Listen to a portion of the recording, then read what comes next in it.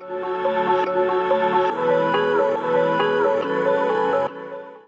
today when you look around, there are many churches, fellowships, so many different denominations.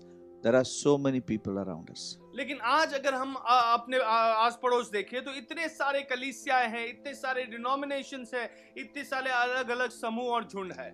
You know, if you ask why people go there to those churches, अगर आप पूछते हो कि ये लोग उस कलीसिया में क्यों जाते हैं, they actually go there so that they can get some miracle, और वो वहां जाते हैं क्योंकि उन्हें कुछ चमत्कार मिले, or they can be prosperous, या तो वो उन्नति पा सके, or to seek fellowship, या तो कोई संगति मना सके, or to do some gossip work. या तो कुछ वहां पे या चर्चा कर सके.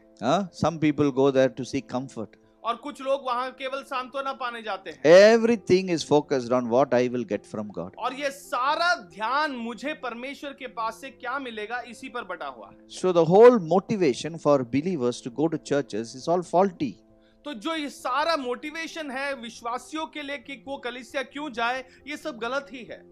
And churches have become a club where people are seeking blessings. और कलीसिया जो है ये क्लब के समान बन गया है जहां पे लोग केवल आशीष पाने आ रहे हैं. So churches can be called as bless me clubs, you know. और ये कलीसिया को हम मुझे आशीष दे ऐसे क्लब के नाम पर हम बना सकते हैं. And the pastors are like Iron Man. और पासबान जो है वो आयरन मैन समान बन जाते हैं. He doesn't talk to anyone. He is very stale and very stoic. Those type of guys are pastors. और ये पासबान किसी से बात नहीं करते, किसी से मुस्कुरा के कुछ बोलते नहीं, ऐसे एकदम कठोर बनकर रहते हैं. And every church has some worship leaders like this Chota Beams, you know. और हर एक कलीसिया में ऐसे कुछ वर्शिप लीडर है मानो वो छोटे भीम हो. He is all in all. वो सब कुछ करते हैं. He has to come and entertain the people for an hour. और वो वहां पे आते हैं और 1 घंटे के लिए सबका मनोरंजन कर रहे हैं. Then comes the stoic pastor. और उसके बाद ये जो एकदम कठोर पासबान वहां आते हैं. Bible talks something about the end time church. लेकिन बाइबल आखिरी दिनों की कलीसिया के विषय में कुछ बातें कह रही है. Bible has a picture of end time church. और बाइबल के पास ऐसा एक चित्र है आखिरी दिनों की कलीसिया के बारे में. Let us read what the Bible says. Let's turn to Micah chapter 4 verse 1 and 2. और मीका 4 उसका पहला और दूसरे वचन को हम पढ़े. Now it shall come to pass in the later days. Now these are the end time churches, okay? Later days we are living. Exactly it is talking about today. और ये अंत के दिनों में ऐसा होगा, यहाँ पर लिखा गया है ये अंत के दिन आज ही का समय के बारे में लिखा गया है. That the mountain of the Lord's house shall be established on the top of the mountains and shall be exalted above the hills. कि अंत के दिनों में ऐसा होगा कि यहोवा के भवन का पर्वत सब पहाड़ों पर दृढ़ किया जाएगा और सब पहाड़ियों से अधिक ऊंचा किया जाएगा. First and foremost, here it is talking about a church which is actually established on top of all the mountains and all the hills. There is nothing above it. Above it, there is only heaven and God. और पहली बात तो ये है कि यहाँ पर ऐसी एक कलीसिया के बारे में लिखा गया है जो सारे पर्वतों, सारे पहाड़ों के ऊपर स्थापित किया गया है. उसके ऊपर और कुछ नहीं है, केवल स्वर्ग है, वहां पर और कुछ नहीं है. पृथ्वी में सबसे ऊंचा स्थान इसी को दिया गया है. Today when you look at the churches, people are butchered, people have no money, people have no strength, they have no respect, they have no relevance, and they are telling we are the end time church. और आज अगर आप कलीसियाओं की तरफ देखें तो आप देखोगे कि उनके पास कोई ताकत नहीं, कोई पैसा नहीं, कोई उनका आदर नहीं करता, और वो ये कह रहे हैं कि हम तो आखिरी दिन के कलीसिया है. End time ministries. और आखिरी दिनों की सेवकाई. Come Lord Jesus ministries. और जल्द यीशु आए मेरी सेवकाई. It looks as if, you know, people have not understood what the textbook says. और ऐसा लगता है कि मानो लोगों ने किताब में क्या लिखा है इसे समझा ही नहीं है. See, when you don't know what the textbook says, you fail in your examination. जब आप जानते नहीं कि किताब में क्या लिखा है तो आप अपनी परीक्षा में नापास होते हो. Okay, so today people have made churches into religious centers. आज लोगों ने कलीसिया को धार्मिक स्थान बना दिया है. So many times when I go and talk about Jesus, people are asking, are you trying to convert me to your religion? और जब मैं लोगों से जाकर बात करता हूं तो लोग मुझसे ये पूछते हैं, क्या तुम मुझे अपने धर्म से तो धर्म परिवर्तन कराना चाहते हो? So I tell them, I'm so fed up with my religion. That is why I'm talking about Jesus. और मैं उनसे कहता हूं कि मैं अपने धर्म से इतना परेशान हो चुका हूं, इसी कारण मैं आज यीशु के बारे में बात कर रहा हूं। See, when I was a young man, I was fed up with my religion. और जब मैं एक जवान व्यक्ति था, मैं अपने ही धर्म से परेशान हो चुका था। जाते जाते I met so many boys and girls who are fed up with their religion. और अपने रास्ते आगे बढ़ रहा था, मैंने देखा कई सारे ऐसे लड़के और लड़कियों से मैं मिला जो अपने धर्मों से परेशान हो चुके थे। Religion, let me tell you, religion is managed by the guys who should have died. और ये धर्मों को जो संभाल रहे हैं, जो इनकी मैनेजिंग कमेटी है, वो ऐसे लोगों से बनाई जाती है जिनको पहले ही मर जाना चाहिए था। हाँ? बुढ़े लोग, कुछ अक्ल नहीं, वो लोग रिलीजन को चला रहे हैं। Insane people run religion. ऐसे पागल लोग ही इस धर्म को चला रहे हैं। They misinterpret religion. वो धर्म का सही व्याख्यान नहीं करते। They give such a wrong, narrow picture of religion. वो इतना गलत चित्र धर्म का बताते हैं। That's why all the young people are leaving the religion. और इसी कारण सारे जवान लोग सब धर्मों को छोड़कर जा रहे Now, हैं। if you are young, you are listening to me, I want to tell you one thing. अगर आप जवान हैं और आप मेरी बातों को सुन रहे हैं तो मैं आपसे कुछ बातें कहना चाहता हूँ। Number one, तुम्हारा रिलीजन से भाग जा। सबसे पहली बात तो यही है, तुम्हारा नुकसान होने के पहले भाग जा। There is a warning I want to give to everybody who is in any religion. और ये चेतावनी किसी भी धर्म के व्यक्ति या किसी भी व्यक्ति को मैं देना चाहता हूँ। Religion first and foremost suppresses the truth. और धर्म जो है सबसे पहली बात सच्चाई को दबोच देता है। It suppresses all logic. वो सारे बुद्धि और समझ को भी दबोच देता है। It suppresses all equality. वो सारे एक तुलना, एक समानता के अधिकार को वो दबोच देता है। It's a religion who is teaching us inequality. और धर्म ही हमें एक दूसरे को एक समान नहीं मानने को सिखा रहा है। It teaches there is another class which is a godly class, there is a lower class, there is every religion teaches clergy, laity. और हर एक धर्म हमें सिखाता है कि एक याजकों का भाग है और दूसरा भाग है साधारण से लोगों का। And clergy means you have to always come in a fancy dress. और अगर आप ऐसे ही याजक के विभाग के हो तो हमेशा आपको मानो फैंसी ड्रेस पहन के कुछ विभिन्न वस्त्र पहनकर ही आना है। तो बियर्ड के बिना आने से क्या होता है? बियर्ड लगा के आने का, सिर में कुछ बड़ा सामान लेके आने का, सामान टर्बन लेके आने का। See, I'll tell you something. You need not do all these things to please God. और मैं आपसे कहता हूं कि परमेश्वर को खुश करने के लिए ये सारी बातें करने की कोई जरूरत नहीं। Some of these religious leaders look very strange. और इनमें से कुछ धार्मिक गुरुए जो हैं ये बहुत ही अजीब दिखते हैं। They look also strange. वो अजीब से ही दिखते They हैं। behave also strange. उनका व्यवहार भी अजीब होता है। God is not strange. परमेश्वर अजीब नहीं है। He is a loving father. वो प्रेम करने वाला एक पिता है। Every human being can understand God without any gurus. और हर एक इंसान इनको समझ सकते हैं बिना कोई गुरु की मदद। There is no religious guru required for me to know my God. और कोई भी धार्मिक गुरुओं की जरूरत नहीं मुझे कि मैं परमेश्वर को समझ सकूं। Today, young people understood religion is irrelevant. और आज जवान लोगों ने समझ लिया है कि जो धर्म है ये आज के समय के लिए नहीं है। Huh? I'll tell you the halat of all the churches now. मैं सारे कलीसियाओं का हालत बताना चाहूंगा। Churches, 98% of the born again people have nothing to do with Jesus Christ. और 98% जो नए जन्म लिए हुए लोग हैं उनको यीशु मसीह से कोई लेन देन नहीं। कोई मतलब ही नहीं है उनको। Born again बोलते हैं, believer बोलते हैं। हेवन के बारे में ऑलवेज बात करते हैं, वर्शिप टीम में होते हैं, उनको कुछ मालूम नहीं यीशु मसीह के बारे में। ऐसा मैंने नहीं बोला। See, there is a group called Barna Group. Barna group नामक एक समूह है। It's run by a great man called George Barna. According to his study, he said like that. और उन्होंने जो अध्ययन किया उस अध्ययन के हिसाब से वो ये कहते हैं, These young people, they do not know what is to be light, what is to be salt. और ये जो जवान लोग हैं ये नहीं जानते कि ज्योति बनना क्या होता है, नमक बनना क्या होता है। They are only fancy dress डाल के खाते रहते हैं। वो केवल ऐसे विभिन्न वस्त्र पहनकर आते हैं और वहां पे खाते रहते हैं। बहुत चर्च में खाने को भी देते हैं वो। So young people in churches, they have nothing to do.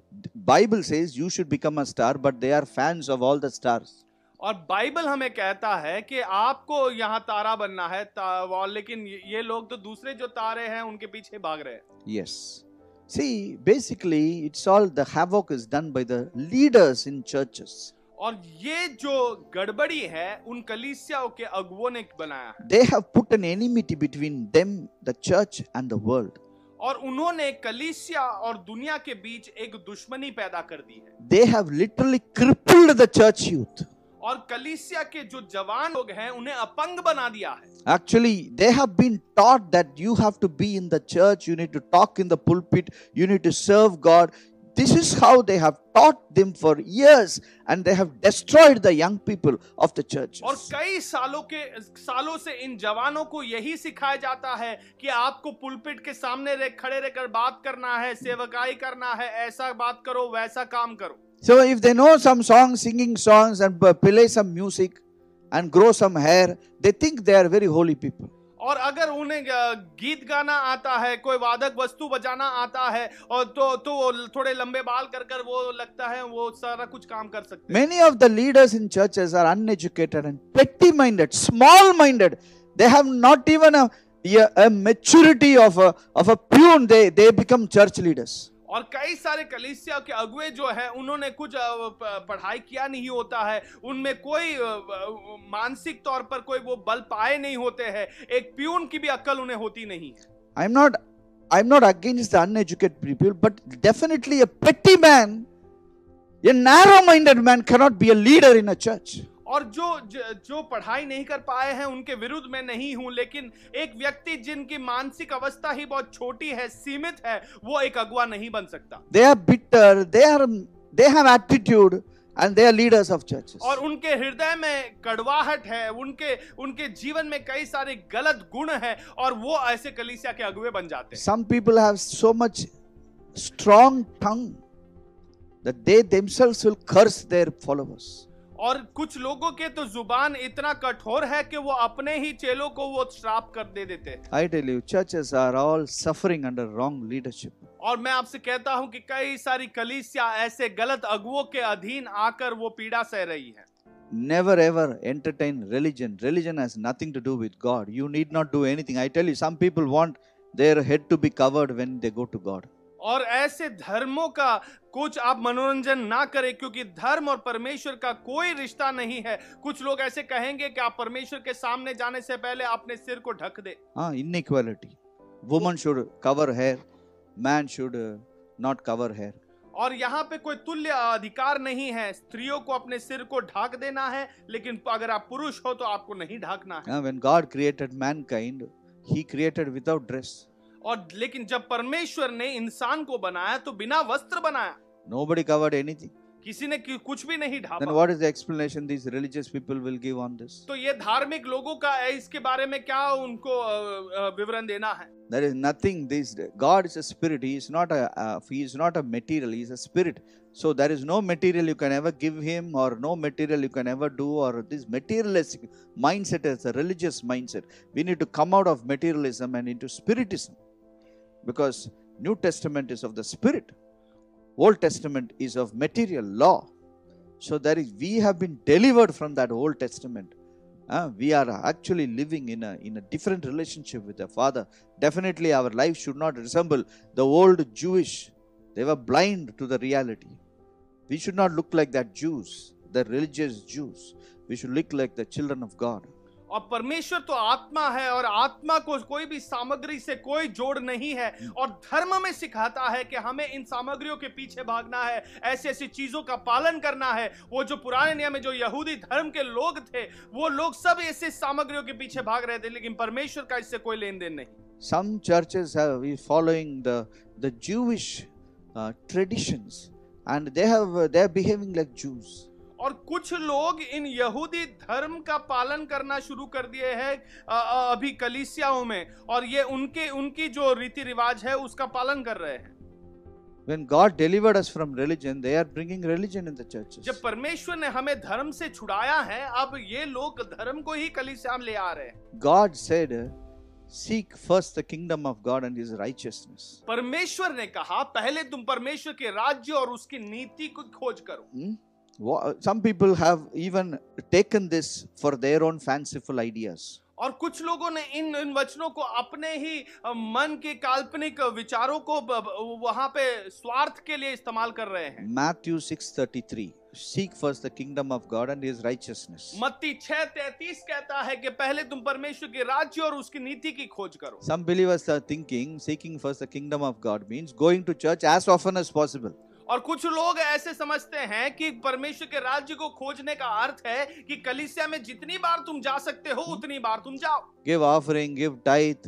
Some people think that way. और कुछ लोग समझते हैं कि दशमान देते रहो, वहां भेंट चढ़ाते रहो, And take part in the church program. और कलीसिया की जितने भी प्रोग्राम है, कार्यक्रम है, उसमें आप भी भागीदार बने। And become very good Christian. हम बहुत ही अच्छे ईसाई धर्म के लोग बन जाते I हैं। tell you, all these things have crippled the children of God into maimed. It cut their legs. They have nothing to do today. और मैं आपसे कहता हूं कि ये सारी बातें परमेश्वर के संतानों को अपंग बना चुकी है। And the church leaders have only one goal: increase the membership. और कलीसिया के जो अगुवे हैं उनका केवल एक ही लक्ष्य है कि अपनी मेंबरशिप जो है इसे बढ़ाते रहे। They don't mind if anybody from any church comes there. They are happy. और उन्हें कोई फर्क नहीं पड़ता कि किसी अन्य कलीसिया से भी कुछ लोग आए, वो खुश हैं। Then the fighting, you stole my sheep, I stole your sheep, and they fight like that. और फिर आपस में लड़ते झगड़ते रहते हैं कि तुमने मेरे भेड़ को ले लिया है, मैंने उसके भेड़ को ले लिया है। My friends, let me tell you, it's all under a misunderstanding. There is absolute chaos in churches. और ये सब गलत समझ के वजह से आ रही है, इतनी बड़ी गड़बड़ी सारे कलीसिया में फैली। Because all of them think church is the kingdom of God. क्योंकि सारे लोग यही सोचते हैं कि कलीसिया ही परमेश्वर का राज्य है। But the truth is, Jesus Christ has clearly said, you leave the church and you get out into the world and bring the kingdom of God in the world. लेकिन सच्चाई ये है कि यीशु मसीह ने कहा है, तुम कलीसिया से बाहर निकलकर दुनिया में जाओ ताकि दुनिया में परमेश्वर का राज्य की स्थापना करो। So that you can bring the kingdom in the world. ताकि आप परमेश्वर के राज्य को दुनिया में लेकर आ सको। So we need to really come to the mindset of the kingdom today. तो हमें हकीकत में परमेश्वर के राज्य की मनस्थिति आज पानी है। Okay, let me tell a statement which I liked it very much. The love of God is the nature of the kingdom. और इस वचन को ध्यान से सुनना मुझे बहुत पसंद है। परमेश्वर का प्रेम वही परमेश्वर का राज्य है। So you need to actually mature in love. और सचमुच आपको इस प्रेम में बढ़ोतरी पाना है। So that you become a God carrier. ताकि आप परमेश्वर को लिए चलने वाले बनो। And bring the power of God in the places where you go. ताकि आप उन सारे स्थानों में जहां पे आप जाते हो परमेश्वर की सामर्थ को लिए चले। Because we should understand kingdom of God is ruled by love. क्योंकि आपको इस बात को समझना है कि परमेश्वर का राज्य प्रेम से होता है। So if you are not maturing in love, you are not maturing at all. तो अगर आप प्रेम में बढ़ोतरी नहीं पा रहे हो तो आप किसी भी विषय में बढ़ोतरी नहीं पा रहे। If you are maturing in leading worship, you are not maturing at all. अगर आप केवल आराधना की अगुवाई करने में आप मैच्योर बनते जा रहे हो तो हकीकत में कोई मैच्योरिटी आप नहीं पा रहे हो। If you are only maturing in worshiping God, you are not maturing at all. अगर आप केवल परमेश्वर की आराधना करने में आप मैच्योर बनते जा रहे हो तो आप कोई बढ़ोतरी नहीं पा रहे हो। If you are only becoming prominent in the Bible knowledge, you are not maturing at all. अगर आप केवल बाइबल में लिखी हुई बातों के में आप बोधवान बनते जा रहे हो तो आप हकीकत में कोई मैच्योरिटी नहीं पा रहे। You are only concentrating on paying tithe and offering, you are not maturing at all. अगर आपका सारा ध्यान केवल दशमांश और भेंट चढ़ाने में है तो आप हकीकत में बढ़ोतरी नहीं पा रहे हो। If you mature in love, you really mature in your life. जब आप प्रेम में बढ़ोतरी पाते हो तो सचमुच अपने जीवन में भी आप मैच्योरिटी पाते हो। You cannot forgive your neighbor. You cannot forgive those people who have offended you. You are not maturing at all. अगर आप अपने पड़ोसी को क्षमा नहीं कर पा रहे हो या उन लोगों को क्षमा नहीं कर पा रहे हो जिन्होंने आपके जीवन के विरुद्ध कार्य किया है तो आप सचमुच कोई बढ़ोतरी नहीं पा रहे हो। You cannot humble yourself in a situation. You talk arrogantly. You have no maturity at all. अगर आप एक कोई भी परिस्थिति में नम्र नहीं बन पा रहे हो और घमंड के साथ बात करते हो तो आपने कोई उन्नति नहीं पाई। You are creating groupism. You have no maturity at all. आप छोटे छोटे झुंड बनाते जा रहे हो तो आपके जीवन में कोई मैच्योरिटी है ही नहीं। You are a gossiper and you are a person who can talk nonsense I tell you, you have no maturity अगर at all. आप केवल गपशप करने वाले हो और बकवास बात करते रहते हो तो आप में कोई बढ़ोतरी पाई नहीं है। Let me tell you this.